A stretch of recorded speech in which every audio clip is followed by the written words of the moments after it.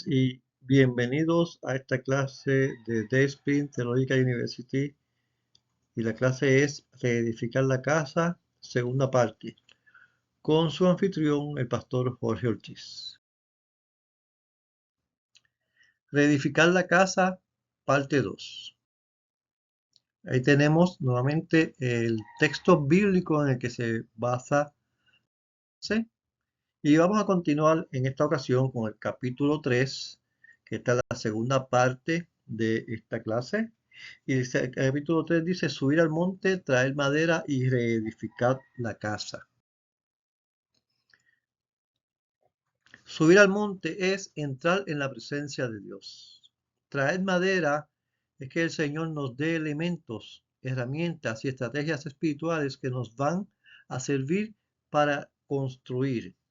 Y reedificar la casa es que volvamos a empezar, pero haciendo las cosas bien a través de la madera que nos dé el Señor y ponerle por obra.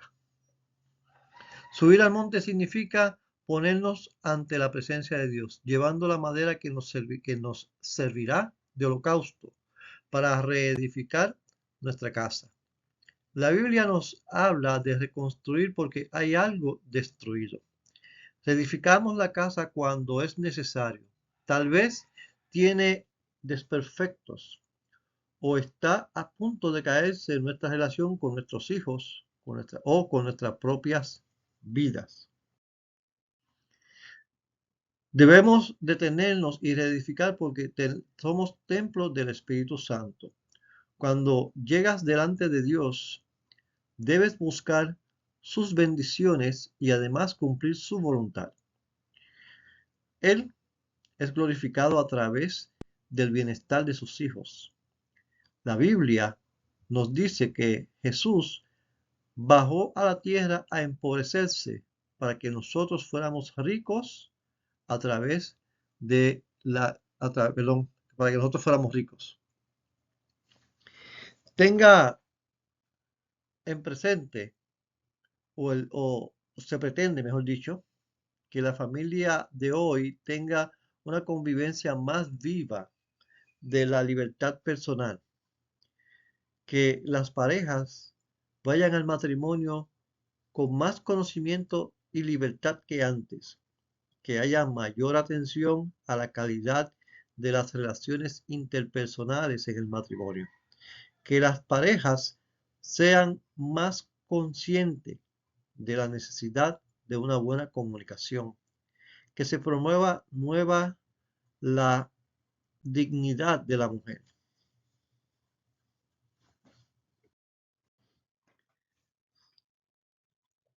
En este momento se pretende que la familia de hoy tenga mayor atención a la educación de los hijos. Los esposos muestren interés por temas educativos que les permitan orientar a sus hijos. Mayor atención a la paternidad responsable. La pareja sea más consciente del compromiso que implica traer hijos al mundo. Pero esto no lo podemos lograr si no subimos al monte. Es necesario hacer un pare en nuestro caminar y reflexionar. Preguntarnos si lo estamos haciendo bien o no, si le agrada a nuestro Dios. Pero ¿cómo nos creó Dios? ¿Cuáles son estas necesidades que tenemos? Necesidades básicas del hombre. Obviamente, cuando hablamos de hombre, también hablamos de mujer. La necesidad del amor. Debemos ser llenos de amor hasta rebasar. Si no tuvo esta experiencia, tendrá dificultad para amar a otros o no se sentirá amado nunca. Necesidad del perdón. Hasta que rebase. Hasta que rebase quiere decir hasta que sobreabunde. Para nosotros poder perdonar a los demás. Necesidad de protección. Seguridad hasta que sobreabunde.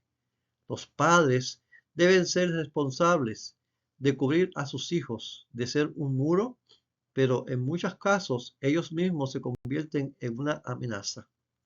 Necesidad de autoestima. ¿Qué imagen tenemos de nosotros? ¿Qué pensamos de nosotros mismos?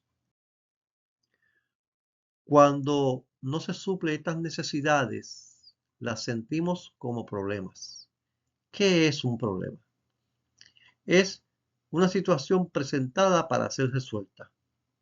También puede considerarse como un obstáculo que dificulta nuestra base y a veces nos paraliza. Las expresiones que utilizamos frente a esa ausencia son: me duele el alma, me siento perdido y asustado, me siento en un pozo negro u oscuro, me siento sin fuerzas. Sin embargo, las soluciones que el hombre toma no son definitivas. Por eso la llamaremos pseudo soluciones, y estas son la negación. El hombre, teniendo problemas que dice que no los tiene, las adicciones, alcohol, droga, sexo y otros, es una forma de suplir y reemplazar un dolor en forma aparente.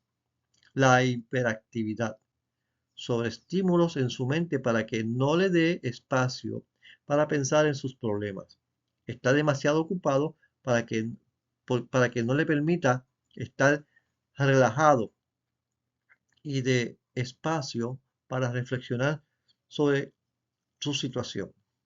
Sustituciones. Aunque muy parecido al anterior, son personas que cambian su problema por el trabajo. Vivir del pasado. Personas que no disfrutan su presente porque se encuentran en el pasado. Los problemas son su gran dolor que no les permite llegar aquí y ahora.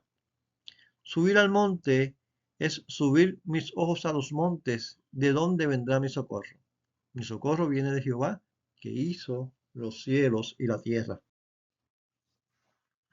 Efectos negativos de los problemas. Produce enfermedades. El 70% de las enfermedades del corazón vienen de los nervios y úlceras. O sea, provoca el 70% de los problemas de enfermedad del corazón, tales como nervios y úlceras. Destruye la capacidad de generación. Produce melancolía, daña personalidad, trae depresión, trae fracaso en el trato con los demás, irritabilidad. Destruye la buena presencia, provoca envejecimiento. Así que, si quiere mantenerse joven, manténgase contento. Tipos de problemas: hay problemas económicos, hay problemas emocionales, problemas de salud y problemas emocionales. Se repite dos veces. Problemas económicos. Es bueno cuestionarnos qué significa tener para nosotros dinero. ¿Qué tanta prioridad tiene en nuestra vida? De hecho, puede depender, o de ello puede depender la estabilidad de una familia o de una persona. Nuestra estabilidad depende de Dios. Ese es un argumento que hay que reflexionar. ¿Dependo yo de Dios o dependo yo de mi esfuerzo y del dinero que puedo ganar? Problemas económicos. Nuestro trabajo es una forma de lograr adquirir dinero para suplir nuestras necesidades. Pero es más fácil cuando no es el dinero la prioridad del hombre, sino que logras disfrutar tu trabajo y lo observas como una forma de servir a Dios. Dice la palabra que todo lo que hagas, lo hagas como para el Señor. Pues bien, tu trabajo es una forma de hacer las cosas bien porque eres cristiano.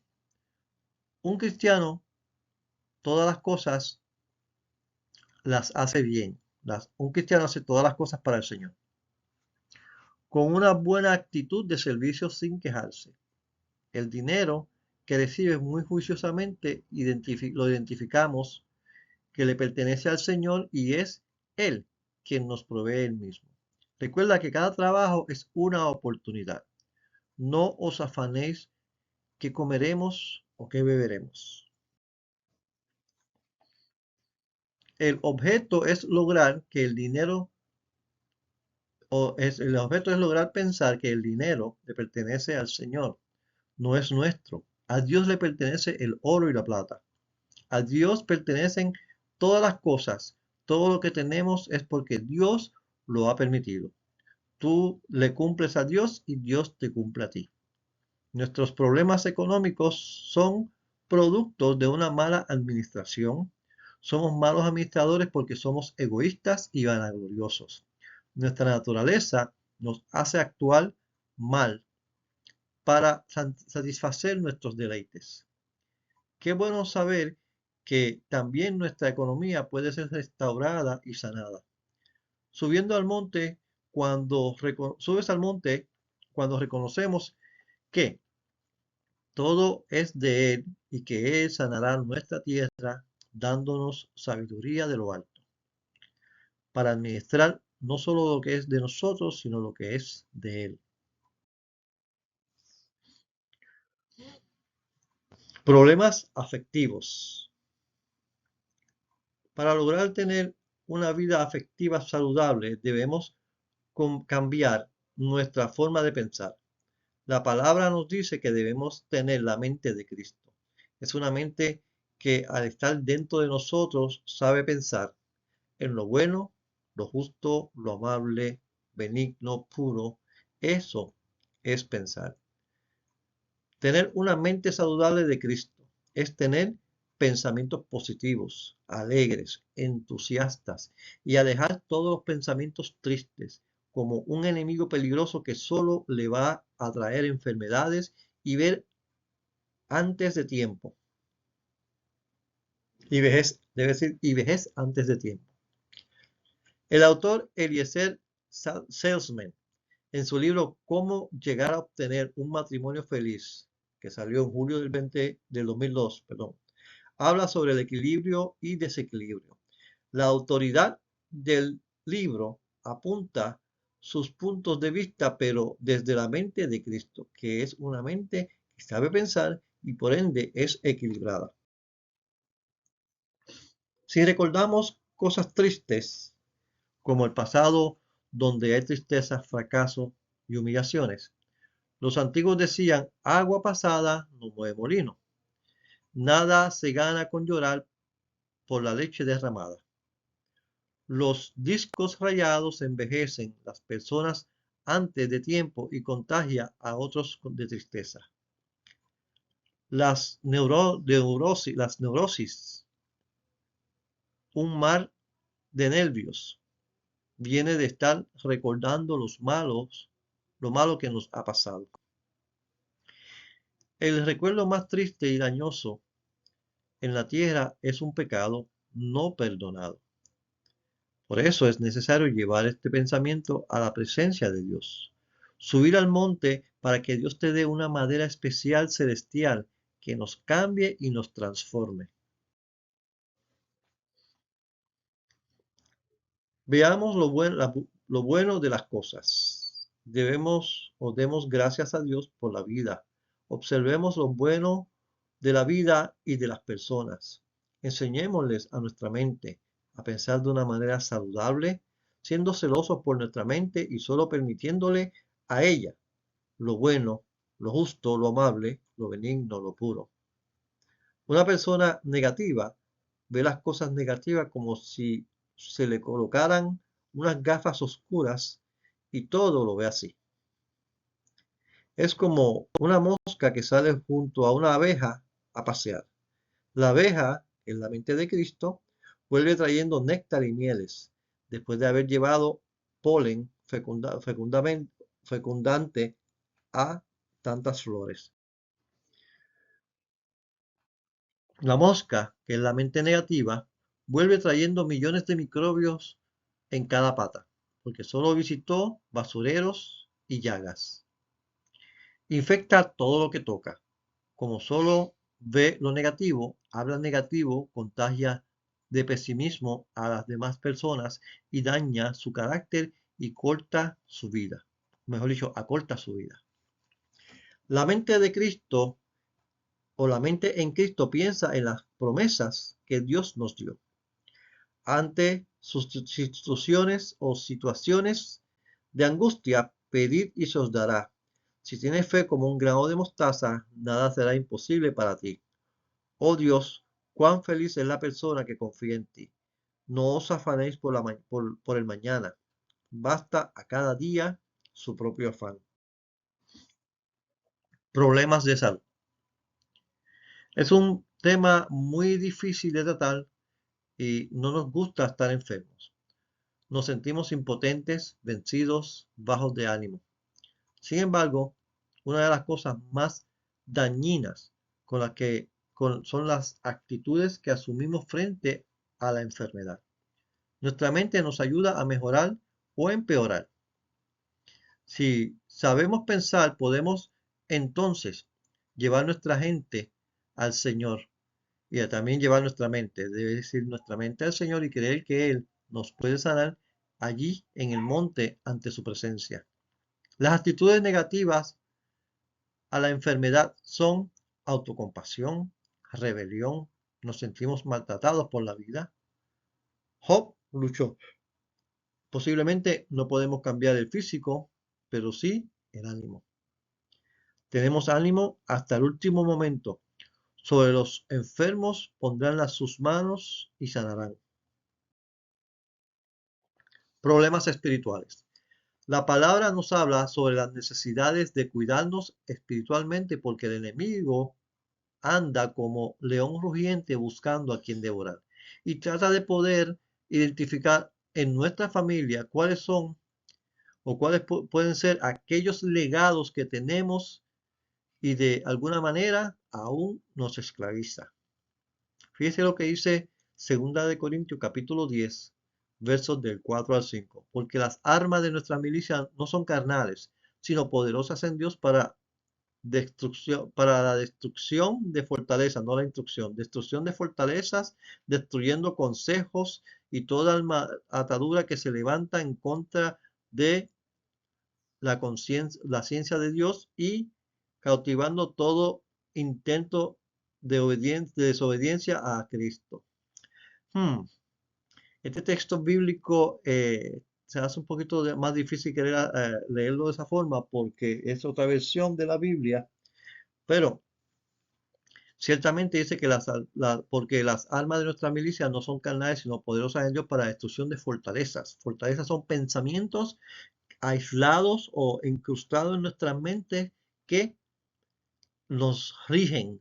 Esos pensamientos rigen nuestra vida. Por ejemplo, cuando usted le dice que no salga a la calle de noche porque hay personas que están al otro lado de la esquina esperándote para hacerte mucho daño. Lo has creído de tal manera que ese pensamiento está en tu mente tan profundo que no sales de noche debido a ese pensamiento, debido a miedo por el miedo creado por ese pensamiento. A eso es que se refiere este texto bíblico, las fortalezas. Para la destrucción de fortalezas que se levantan en contra del conocimiento de Dios. Así dice el texto bíblico. O sea, todo pensamiento que se levanta en contra de lo que Dios ya te ha dado a ti, del conocimiento acerca del Señor. El Señor te ha dado muchas promesas. El Señor no te va a dar enfermedad, el Señor te va a dar sanidad. Estas fortalezas dicen no, porque el doctor dice que yo estoy enfermo y me voy a morir tal día. O me voy a morir, me quedan tanto tiempo de vida.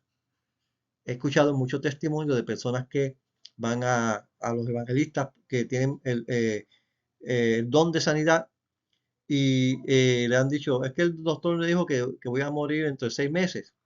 Y en ocasiones, ¿verdad? El evangelista le dice, ¿tú crees que el Señor te puede sanar? Sí, me puede sanar. Y ahí queda sano, pero hay personas que dicen, sí, yo sé que me puede sanar, pero ya el doctor dijo. Está poniendo la voluntad del doctor por encima y es una fortaleza en su mente, que lo que dice el doctor es más poderoso que lo que dice Dios. Entonces, ¿qué pasa? Esas personas mueren porque le han creído al hombre y no le han creído a Dios. Continuamos.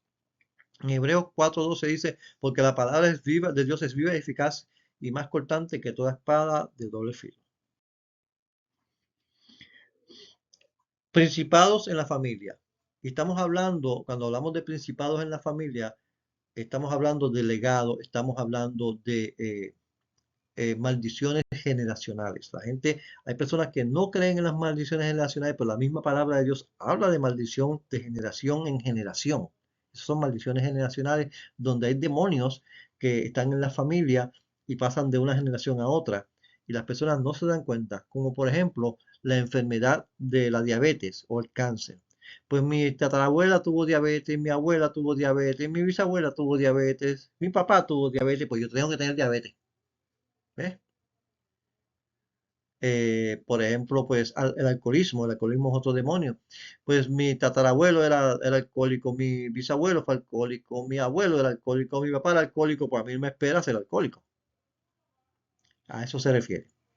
Principados en las familias, familias de ruina, familias de muerte, de enfermedad, de brujería, de inmorales, adictas. Y cuando se habla de inmoralidad, se está hablando de cosas sexuales, de cosas que no le agradan a Dios. Nuestra lucha no es contra carne ni sangre. En el ámbito espiritual no debes desconocer que tu casa debe estar cercada, como lo estaba la casa de Job cuando Satanás le dice a Dios acerca de Job cuando lo quería tocar. ¿Acaso no le has cercado a él y a toda su casa? Dios cerca tu casa y está es tu relación con Dios. Digo, está en tu relación con Dios. Que permanezca de esa manera. Es hermoso pensar que tu casa está cercada de ángeles que el enemigo no puede entrar porque ya tiene dueño. Y es Jesús quien gobierna tu casa. Tu hogar debe estar lleno de la gracia de Dios. Es el Espíritu de Dios quien gobierna tu casa. La palabra nos dice, la santidad conviene a tu casa. Mi casa debe ser santa. Cada objeto, cada espacio, los usos que se hacen allí, los programas que ves, las personas que ingresan, comportamientos que aumentan. Cuando abres el internet, las puertas que permiten que ingresen, tu hogar es altamente vulnerable para que el enemigo ingrese. Nos corresponde a nosotros, como padres, como dueños del hogar, como sacerdotes de la casa, entregar la casa al Señor. Hay personas que piensan que sí, pero si me hacen brujería, ¿qué voy a hacer? Y hay personas que tienen una mentalidad de esta forma porque no le han creído a Dios. Cuando la palabra dice, el Señor dice en Juan capítulo 14, el Espíritu Santo vendrá a ustedes, está en ustedes y está entre ustedes y estará en ustedes. Cuando dice que el Espíritu Santo está en nosotros, es cuando nosotros aceptamos al Señor como tu Salvador. Entonces, Pablo dice en Corintios, dice, o ignoráis que vuestro cuerpo es templo del Espíritu Santo de Dios, el cual mora en vosotros y ustedes no son de ustedes, sino que son de Dios. Porque está diciendo que tu cuerpo le pertenece a Dios y que el Espíritu Santo mora en ti. Y si el Espíritu Santo mora en ti, que es la presencia de Dios, no hay demonio que se pueda levantar contra eso. No hay hechicería ni brujería que pueda hacerte daño porque el Espíritu Santo mora en ti. ¿Quién es más fuerte, Satanás o Dios? Si lo pones en una balanza, siempre Dios va a ser más fuerte porque Satanás es un ser creado. Fue creado positivo, fue creado como hecho un ángel y se volvió un demonio y está bajo la autoridad de Dios. Continuamos. De nosotros depende que nuestro hogar sea un santuario para Dios o un inviolable lugar de desplazamiento para el enemigo mirando cada vez más nuestra casa por sus acechanzas, o mirando, perdón, no mirando, mirando, por sus acechanzas y haciendo trincheras. Para que mi casa sea realmente un santuario, es necesario que todas las influencias del mal sea llevada a la presencia de Dios confesándola para que Jesús nos liberte. Él no nos deja desamparados. Debemos verbalmente renunciar a nuestros legados familiares históricos y presentes, sea cual sea, que somos libres en el nombre del Señor Jesús. A partir de ese momento somos nuevos en su presencia y pactamos con Jesús un cambio de comportamiento, comenzando a obedecer la palabra y pidiéndole que tome control de nuestras vidas, que no queremos ser, sino que Él sea en nosotros. El que quiera seguir, el que quiera seguirle, niéguese a sí mismo, tome su cruz y sígale. ¿Para qué son los problemas? Dios no es un genio de la lámpara. No existe para servirnos en búsquedas egoístas de nuestra relación personal. La meta final de Dios para ti no es la comodidad. Vida abundante no es salud perfecta, comodidades, relación de nuestro Señor, de nuestro sueño. Bueno, aquí como maestro yo tengo que enseñar esto de esta forma, pero en lo personal como pastor yo difiero de ese punto de vista, porque cuando el Señor dice yo he venido a dar vida y vida abundante se refiere a salud, abundancia y vida eterna. Así que en ese punto, ¿verdad? El autor en el libro se equivoca. No obstante, para pasar la clase hay que tomarlo de esa forma. Bien, continuamos. ¿Para qué son los problemas? Los problemas desarrollan nuestro carácter espiritual para llegar a ser como Cristo. Millones de cristianos envejecen en las iglesias, pero nunca maduran. Están atascados en una infancia perpetua. ¿Cuándo se pierde el propósito? Se pierde el propósito de Dios cuando nos comprometemos con metas mundanas como el dinero, comodidades, profesionalismo, fama y otros. ¿Qué es madurar? Cuando decides ser como Cristo, cambiar forma de pensar, arrepentimiento, en griego significa cambio de pensar, la palabra arrepentimiento, y adoptar la forma de pensar de Dios. Madurez no es la cantidad de información bíblica y doctrina que puedas tener en la mente, es mucho más que credos y convicciones.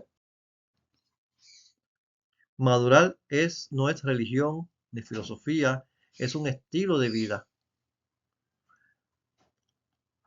Es pensar en los demás como lo hizo Jesús, en lugar de pensar en nosotros mismos. Cuando la vida es color de rosa, por ella sabiendo que Jesús, o sabiendo de Jesús e imitándolo. Problemas de otros. Dios pudo haber enviado que José fuera a la cárcel, pudo haber evitado, perdón, que José fuera a la cárcel, que Daniel lo pusiera en el foso de los leones, pudo haber evitado todas esas cosas, pero no lo hizo. Los problemas nos obligan a mirar a Dios y a depender de Él más que de nosotros mismos. Cuando subimos al monte, debemos saber que tenemos un encuentro con nuestro Dios, donde no estará nuestro trabajo, nuestros amigos o nuestra cotidianidad o cristiandad. Es el precio entre Él y nosotros, Dios y yo en el monte, Dios y mi matrimonio en el monte, Dios y mis hijos en el monte, Dios y mis padres en el monte. Y así usted puede seguir Dios y mis hermanos en el monte, Dios y mi trabajo en el monte. Debemos reconocer que no puedo hacerlo solo. ¿A dónde iré si solo tú tienes palabras de vida eterna para mí? Sí, Dios con nosotros, si Dios con nosotros, ¿quién contra nosotros? Final del capítulo 3. Subir al monte, traer madera y reedificar la casa. Capítulo 4. Dios y yo. El Salmo 8.3 dice, cuando contemplo los cielos, obra de tus dedos, la luna y las estrellas que tú formaste, digo, ¿qué es el hombre para que de él te acuerdes? Y el Hijo del Hombre para que lo visites. Le has hecho un poco menor que los ángeles y le has coronado de gloria y honra. Una de las primeras cosas que se debe identificar es ¿qué siento por mí mismo? Independientemente del tipo de personalidad que tenga. Puede suceder que no me ame. El Señor me dice, amarás a tu prójimo como a ti mismo. Somos producto de nuestra historia y estamos en el mundo, pero podemos pensar que no somos merecedores de que nos amen. ¿Y cómo pensamos que no nos aman? Pues no vale la pena, y como pensamos que no nos aman, pues no vale la pena amarnos a nosotros mismos. Queremos alcanzar sueños. creamos en nuestra mente personal, una persona irreal que no se parece a nosotros. Por lo tanto, no somos nosotros. Necesitamos subir al monte cuando somos perfeccionistas, con un nivel alto de autocrítica y autoexigencias. Somos inseguros, desconfiados de nuestra facultad y nos cuesta trabajo tomar decisiones, ya que siempre tenemos miedo de equivocarnos y enfrentarnos al fracaso. Tenemos una imagen distorsionada de sí misma, todo en lo que se refiere a rasgos físicos como a la relación con nuestro carácter y valía personal. Necesitamos aprobación de forma desesperada. Así que depende en exceso el efecto de los demás o el afecto de los demás, lo que dicen los otros, lo que opinan sobre nosotros, lo que diga el vecino. Eso afecta a nuestras vidas. Necesitamos subir al monte cuando nos cuesta manifestar nuestros sentimientos por miedo a sentirnos rechazados. Si algo funciona mal en una relación de pareja o amistad, enseguida nos culpamos. Experimentamos angustia y depresión por no ser capaces de gustarle a todos. Nuestra idea de bienestar está ligada a lo que los demás digan. Definitivamente tenemos muchas dificultades con nuestro autoconcepto y por ende autoestima. Uno de los errores garrafales del ser humano generador de muchas dificultades es el orgullo. El orgullo fue quien hizo que el ángel Lucifer fuera echado del cielo, pues quería ser igual que Dios. Esto desde el comienzo ha amenazado la raza humana. Aunque Adán pecó por ser desobediente, iba de la mano con el orgullo porque también quería ser como Dios. Quería más. No le era suficiente lo que le fue dado. El hombre quiere sentirse valioso, importante, tener reconocimiento social, pero no le es suficiente depender de Dios. Ser agradecido con lo que Él nos propicia y vivir de sus bendiciones. El hombre quiere más, pero por el otro extremo del hombre que siente que no es merecedor de nada, siente que ni siquiera es suficiente para Dios y que no es valioso para Dios. Me hace pensar que Satanás no le importa si el hombre quiere ser suficiente más que Dios o sus hermanos, o que se sienta menos que nadie. Lo importante es que el hombre no sea consciente de que hay un Dios que se hizo hombre para morir en la cruz del Calvario y darnos un lugar de valor como sus hijos por su infinita misericordia.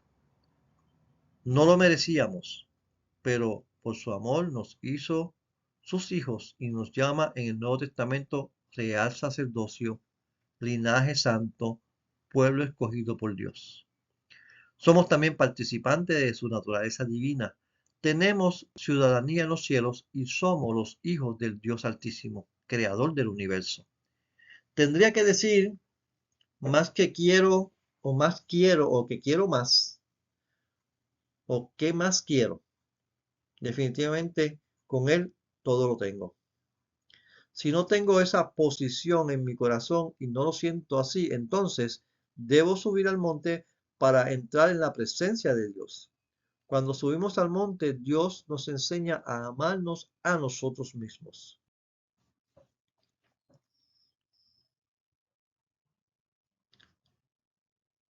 Para lograr transformar cualquier actitud negativa, personal y tener éxito en la vida, el secreto está en la humanidad. Salomón lo descubrió años atrás. Quien teme al Señor aborrece lo malo. Yo aborrezco el orgullo, la mala conducta y el perverso. Con el orgullo viene el oprobio, con humanidad la sabiduría. Señor, de arriba la casa de los soberbios, pero mantiene intacto los linderos de la viuda. Al orgullo le sigue la destrucción. A la altanería el fracaso. Vale más ser humilde o humillarse a los oprimidos que compartir el botín con los orgullosos. El secreto está en la humanidad. Salomón lo descubrió años atrás. Al fracaso le precede la soberbia humana. A los hombres le precede la humanidad. El altivo será humillado, pero el que se humilla será enaltecido. Si hay algo que puede encontrar en estos versos es que el orgullo antecede al fracaso. El que está infectado de orgullo está ciego. Puede o padece de complejos de superioridad y agresividad frente a otros. Es rechazado por los demás. Cuando pensamos en gente humilde, tenemos la tendencia de visualizar personas temerosas o cobardes o mujeres débiles. Si existe un pecado que Dios no aprueba, es el orgullo. Un individuo orgulloso cree que todas las cosas en su vida son resultados de sus propios esfuerzos y de sí mismo. Piensa que siempre tiene la razón y los demás están equivocados. Está convencido de que posee todas las capacidades necesarias para manejar el problema que le surja. No necesita de la demás gente y ciertamente no tiene necesidad de Dios. Un sinónimo de orgullo es la arrogancia, palabra que en hebreo significa crecerse, hacerse grande, engrandecerse. La persona orgullosa tiene una gran imagen de sí misma. La autora de este libro se enseña o señala que creer que Dios detesta tanto el orgullo por los efectos que causa en la vida. Un resultado es la integridad o la ingratitud. Cuando presumimos de que todas las cosas en nuestras vidas son resultados de nuestro talento, nuestro trabajo o nuestra buena suerte, nos olvidamos expresar nuestra gratitud a Dios. La ingratitud genera independencia. Se llega a conclusiones de que no se necesita de Dios. En el libro de Deuteronomio, Moisés advirtió a los israelitas que recordaran que Dios es fuente de bendiciones. Y cuando haya comido y se haya saciado, cuando hayas edificado casa cómoda y las habite, no te vuelvas orgulloso ni olvides al Señor tu Dios que te sacó de Egipto, la tierra donde viviste como esclavo. Lo que implica la humanidad. La humanidad es la actitud que reconoce que todas las cosas buenas de la vida son el resultado de lo que Dios y otros han hecho con nosotros. La unidad tiene tres componentes específicos. Una autoevaluación objetiva. Cuando se trata de hacer una autoevaluación, la mayoría de nosotros se va a un extremo. Soy gusano, ¿cómo puede Dios usarme? O soy tan maravilloso y cómo puede vivir el mundo sin mí. Ninguna de las dos son correctas. El Señor nos anima a hacer valoración tanto de nuestras fortalezas así como de nuestras debilidades. Porque la gracia que me es dada, digo a todos ustedes, nadie tenga un concepto de sí mismo más alto del que debe tener, sino más bien de sí con cordura, según la medida de la fe que Dios le haya dado. La humanidad tiene tres componentes específicos. Segundo es Dios. Ha dado a cada cristiano un don particular para que le sirva. El hecho de que cada uno de nosotros posee tal don debe protegerse del complejo de indignidad e inutilidad, de sentirnos unos miserables que no pueden hacer nada si nada bien. De otro lado, el hecho de que no podemos recordar todos los dones nos debe recordar que necesitamos de los demás.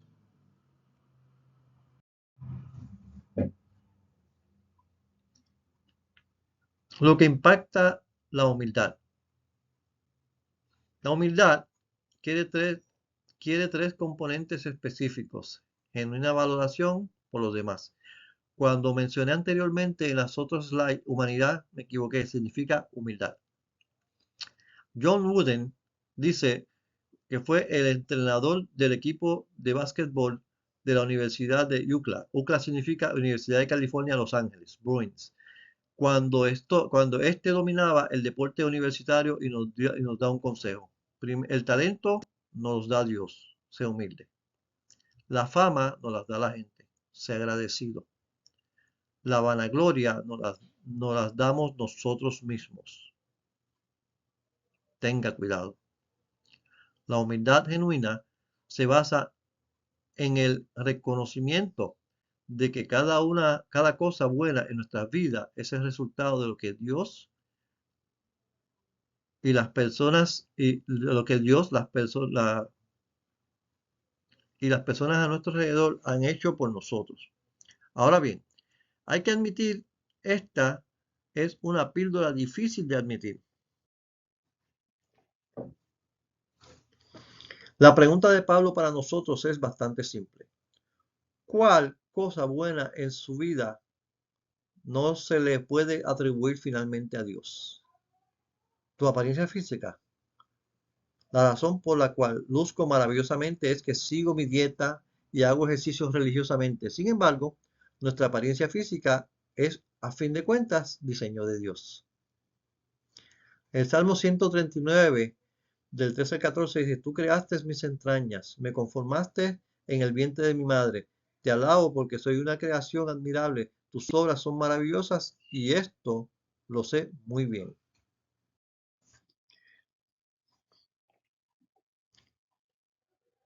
La pregunta persiste. ¿Cuál cosa buena en su vida no se le puede atribuir a Dios? Sus bienes, mi riqueza, ese es el resultado de años duros de trabajo y sacrificio. Pero la Biblia dice que Dios es Dios quien determina nuestro destino económico. Dios no se muestra parcial con los príncipes, ni favorece a los ricos más que a los pobres. Unos y otros son obra de tus manos. ¿Cuál cosa buena en su vida no se le puede atribuir a Dios? Sus hijos. Mis hijos son el resultado de un gen superior y de una nutrición cuidadosa. Sin embargo, el salmista me recuerda que los hijos son herencia del Señor, los frutos del vientre son una recompensa de parte de Dios. ¿Qué cosa nosotros podemos o tenemos que no le podemos atribuir a Dios? Cuando aplicamos la pregunta de Pablo a cada aspecto de esta pregunta en particular, a cada aspecto de nuestra vida, nuestra única conclusión es que toda buena dádiva y todo perfecto y todo don perfecto desciende de lo alto, donde está el Padre que creó la lumbrera, donde está el Padre que creó la lumbrera celeste. No cambia como los astros se mueven como las sombras.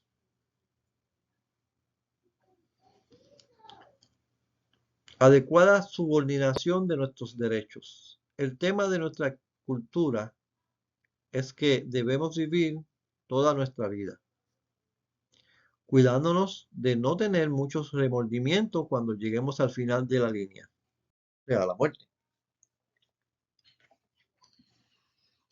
Todo lo que hacemos, nuestro trabajo, nuestra recreación, nuestra realidad, aún nuestros actos de caridad, son seleccionados y promovidos por el propósito de producirnos placer y y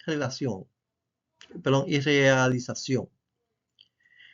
¿Qué contraste con el que encontramos en la vida de Jesús, quien no vivió para complacerse a sí mismo, como fue también el caso de Pablo? Si quieres una demostración viva y real de la esencia de la humildad, mira la vida de Cristo. Pablo escribió a los cristianos de Filipos: nada hagáis por contienda o por vanagloria, antes bien con humildad, estimando cada uno a los demás como superiores a él mismo, no mirando cada uno por lo suyo, sino también por lo de los otros. Con una actitud humilde reconociendo que somos lo que Dios quiere que seamos, que cuando nos ubicamos estamos abiertos a recibir de nuestro Señor Jesucristo lo que Él quiere darnos, que cuando nos humillamos es cuando realmente nos hacemos grande para Él. Entonces podemos lograr una adecuada autoestima. Me amo en la medida en que me ama Dios a mí.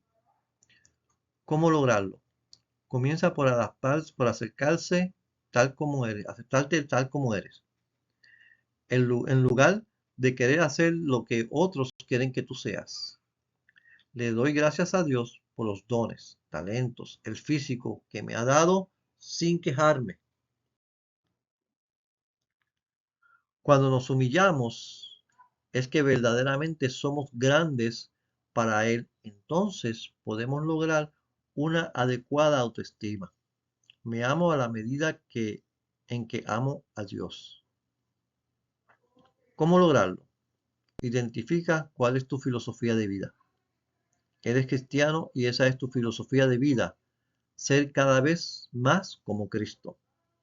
Porque ya no soy yo, sino Cristo en mí. Lo que no se parece a Cristo, lo desecho.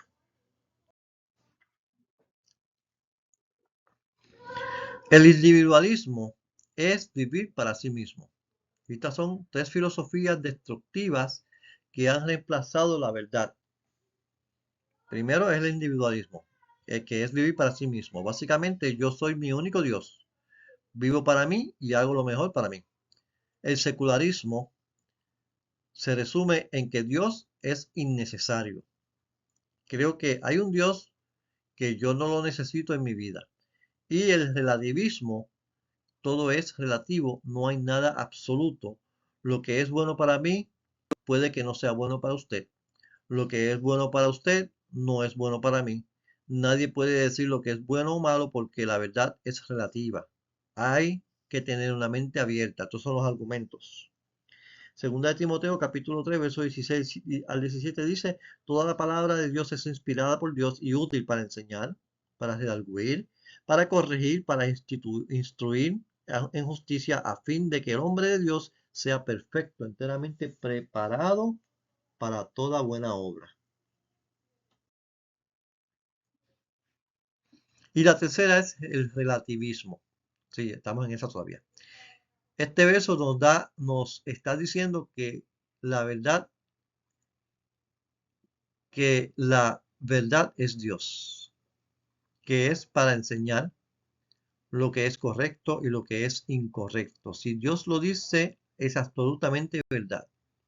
Ya sea que lo entienda o que no estés de acuerdo, que me guste o no me guste, es verdad porque Dios lo dice, viene de Dios. Retomando, podemos lograr una adecuada autoestima. ¿Cómo?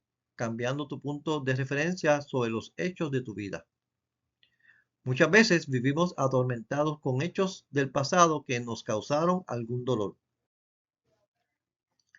Podemos lograr una adecuada autoestima. ¿Cómo lo podemos lograr? Cambiando tu punto de referencia sobre tu pasado. Cambiando tu punto de referencia cambiará tu punto de vista. Si eres capaz de cambiar tu punto de vista, no podrás cambiar tu pasado, pero sí la interpretación que tienes de él. Además, el pasado es un muerto y no debo traerlo a mi presente porque huele mal. Daña mi presente.